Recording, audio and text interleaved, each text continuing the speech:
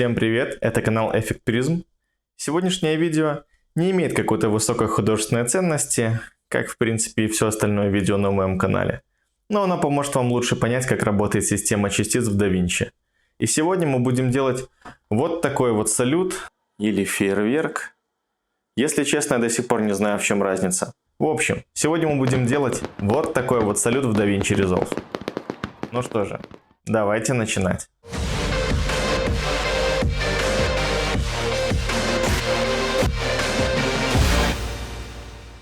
Как обычно, начнем с добавления пустой Fusion композиции на таймлайн. Для этого открываем эффекты, переходим в папку Effects, выбираем Fusion Composition и перетаскиваем ее на таймлайн. Давайте сделаем композицию подлиннее, пускай будет 10 секунд. И переходим во вкладку Fusion. Сейчас давайте в первую очередь создадим, скажем так, снаряд, который будет лететь и взрываться. Для этого нам понадобится нода Background и маска. Вот такая, без spline. Давайте выведем это в левый вьювер. Для этого выделяем ноду Background и нажимаем кнопку 1. Либо же левую точку под нодой. Вот так. И подключаем ноду Bspline. Теперь давайте нарисуем снаряд. Пусть он будет такой в виде, что ли, капельки. Что-то вот такое. Вот так. Подрастянем чуть-чуть.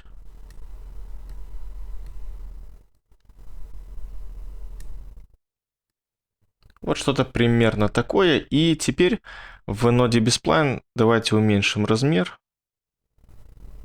чтобы было похоже примерно на снаряд. Так, давайте поставим 0,1. Так будет лучше. Вот. Он должен быть небольшим. И цвет пусть будет ярко-красный, как чаще всего это и бывает. Вот так. Теперь давайте анимируем движение этой капли. Пусть где-то в 5-м кадре она будет разрываться в центре экрана, поэтому выделяем ноду Bspline и в параметре центр ставим ключевой кадр. Теперь идем в нулевой кадр и отправляем ее в начальную точку. Примерно вот так. И теперь смотрите, что у нас получается, если проиграть. Вот так. Супер. Теперь еще в первом кадре, точнее в нулевом, поставим ключевой кадр напротив параметра size, а в 5-м кадре мы этот размер уменьшим до 0. Пусть у нас снаряд будет плавно уменьшаться, как будто он улетает вверх, далеко от нас и становится практически невидимым. Точнее, невидимым он становится. Давайте проиграем, что у нас получится. Так, я надеюсь, вам было видно. Давайте увеличу немного экран. Всего 5 кадров анимация. Ну, я думаю, понятно. Итак, со снарядом разобрались. Теперь нам нужно нарисовать сам салют. Сам салют, естественно, будет состоять из частиц, поэтому нам понадобится нода Perimeter и P-Render. Давайте сразу их соединим. Выведем P-Render в правый вьювер. В ноде P-Render переключимся на 2D, потому что 3D нам сейчас не нужно.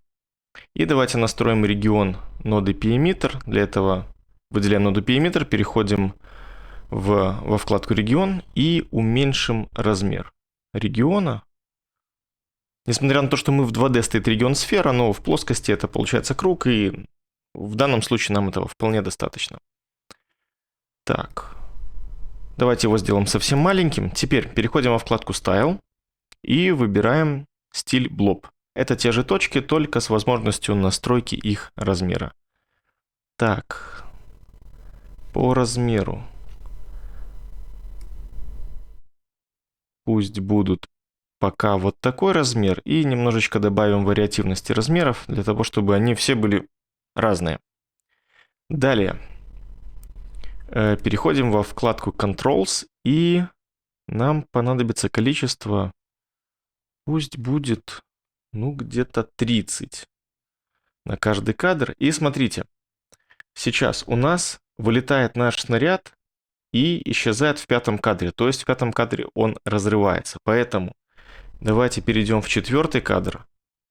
Точнее, переходим в 5-й кадр. На количестве частиц ставим ключевой кадр. Дальше переходим в 4-й кадр и убираем количество частиц в 0. То есть у нас они начнутся генерироваться только в 5-м кадре. И будет примерно 30 штук каждый кадр. И давайте тоже вариативности добавим. Будет 30 плюс-минус 10. И пусть частицы генерируются где-то 5-й кадр, 6-й и 7-й. Вот так. Пусть в течение 3 кадров будут генерироваться частицы. Ставим еще один ключевой кадр в 7-м кадре. Потом переходим в 8-й кадр. И снова количество частиц убираем в 0. И number variance нам тоже нужен 0. Поэтому в 7-м кадре, опять же, напротив number variance тоже ставим ключевой кадр.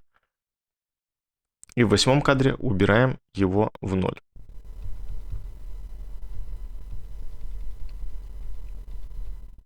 Отлично. Итак, что у нас на данный момент получается? Так, супер. Теперь нам нужно, чтобы частицы, как в настоящем салюте или фейерверке, разлетались в разные стороны. Для этого нам нужно придать частицам некоторую скорость.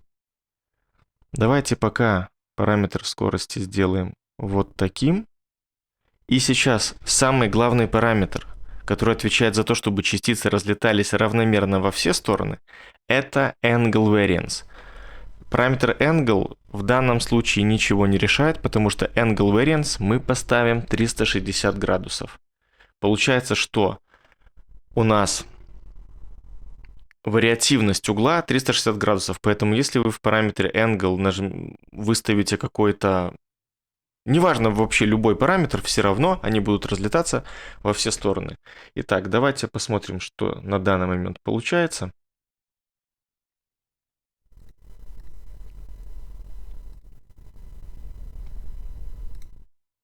Ну, что-то похожее. Но частицы, смотрите, у нас достаточно мелкие. Давайте их все-таки сделаем побольше. Снова переходим во вкладку Style. И давайте поставим единицу здесь. Приблизительно. Давайте посмотрим, что получилось. Ну, уже что-то. Пусть пока так и остается. Но скорость, наверное, велика слишком, мне кажется. Давайте ее все-таки сделаем меньше, потому что салют издалека выглядит все-таки не так. Давайте вот такую скорость посмотрим. Так лучше. Отлично. Далее. Нам понадобится нода, которая будет притягивать частицы вниз, потому что, если помните, салют вначале так вот плавно разлетается из центра, а потом начинает опадать. Для того, чтобы сделать такой эффект, нам понадобится нода P-Directional Force. Смотрите. Показатель направления притяжения в данной ноде – это Direction. Он стоит минус 90. Это направление вертикально вниз в системе координат да Винчи. Поэтому его мы таким и оставляем. Сейчас давайте посмотрим, что у нас будет при всех настройках по умолчанию. Вот так. В принципе, даже и неплохо. Но смотрите, частицы начинают падать вниз прямо сразу. Поэтому давайте сделаем следующее. В 5-м кадре поставим ключевой кадр напротив параметра straight. Это как раз таки сила притяжения. И пусть в 5-м кадре она будет равна нулю. А вот где-то в 25-м давайте параметр straight увеличим. Ну, допустим, вот до такого значения. 0,7 приблизительно. Давайте проиграем, что получается. В принципе, неплохо. Давайте, может, даже поставим 0,1. Вот так. Пока ставим так. Я думаю, этого пока что достаточно. Теперь нам нужно объединить то, что у нас получилось с вылетающим снарядом и с частицами. Для этого просто выход ноды prRender перетягиваем к выходу ноды background. И у нас получается следующее. Давайте ноду merge, которая у нас получилась при объединении этих нод, выведем в правый вьювер, отмотаем в нулевой кадр и посмотрим, что получается. Вот так, смотрите, у нас вылетел снаряд, исчез, и на его месте разлетелись частицы, которые падают вниз. В принципе, мы создали один взрыв салюта. Теперь нам нужно сделать, чтобы этих взрывов было несколько. Для того, чтобы сделать несколько взрывов, нам понадобится нода Duplicate. Поэтому давайте выделим ноду Merge, нажмем Shift пробел и введем Duplicate. Добавляем эту ноду, она сразу подключается к ноде Merge. И давайте ее настроим. Первый параметр, который нам понадобится, это параметр Copies. Давайте сделаем 10. У нас будет 10 взрывов приблизительно. И второй параметр, который нам понадобится сейчас, это Time Offset. Это параметр, который отвечает, через сколько кадров у нас будут воспроизводиться анимации именно копий. Если мы поставим положительное значение, значит, это будет сколько кадров будет пропущено для копий. А нам нужно, чтобы копии воспроизводились после основного взрыва, который мы нарисовали сами. Поэтому здесь нам понадобится отрицательное значение. И давайте поставим минус 10. Получается что? Давайте перейдем в нулевой кадр и проиграем, что у нас получилось. Ага.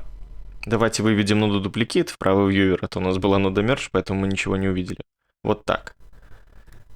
Смотрите.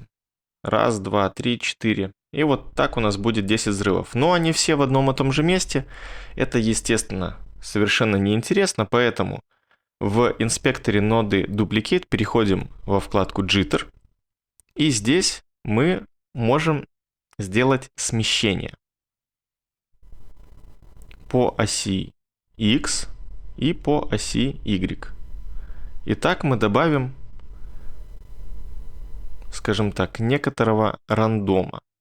Плюс мы можем регулировать размер. Точнее, добавлять рандома в размер, а также в угол. Давайте повернем все это добро на некоторый угол. Большой, кстати, делать не надо. Давайте оставим 30 кадров, посмотрим, что получилось. Переходим в нулевой и воспроизводим.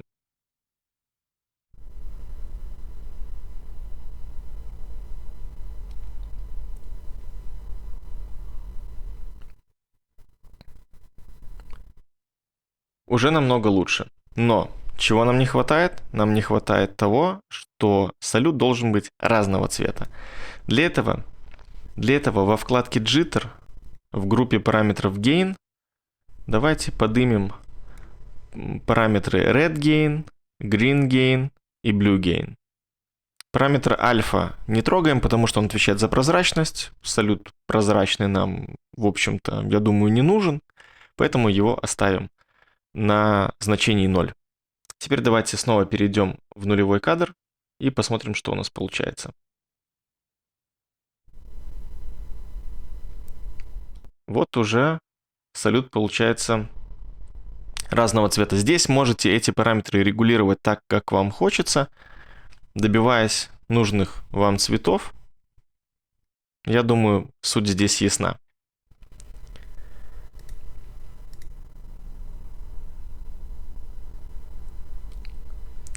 Итак, далее. Все, что мы сделали сейчас, доступно в бесплатной версии DaVinci. Сейчас я бы хотел добавить одну ноду, которая, в общем, не обязательно, но она сделает эффект более красочным, она доступна, к сожалению, только в платной версии DaVinci. Это нода Motion Trails. Она добавит всем частицам такие хвосты, скажем так.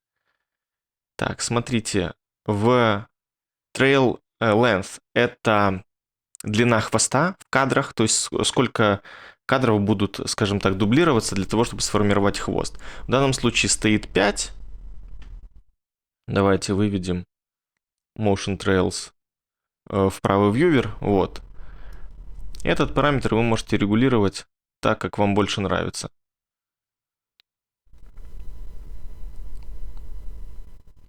Пусть будет 6 кадров.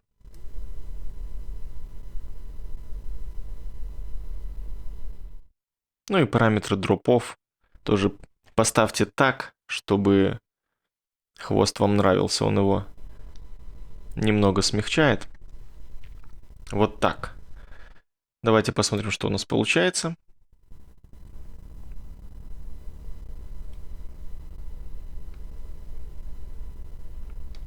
Вот, но теперь смотрите, у нас из-за ноды Motion Trails размылись сами частицы.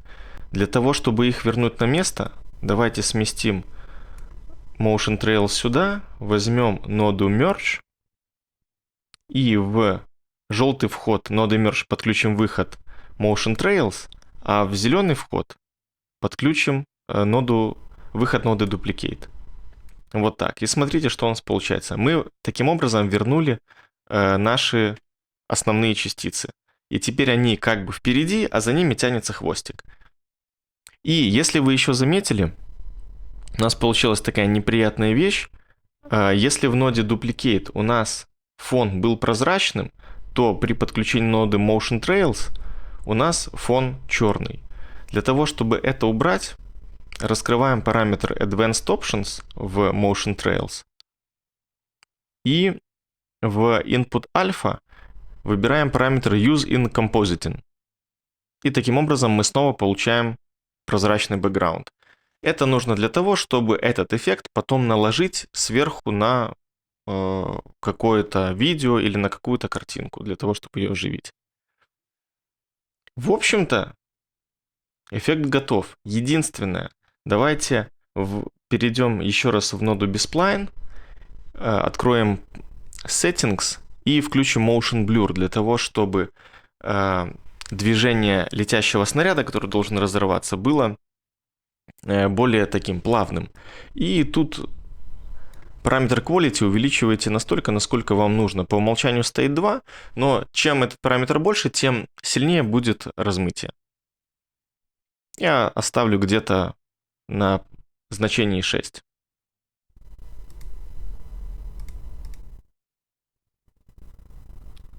И как видите, уже полет, он такой более размытый.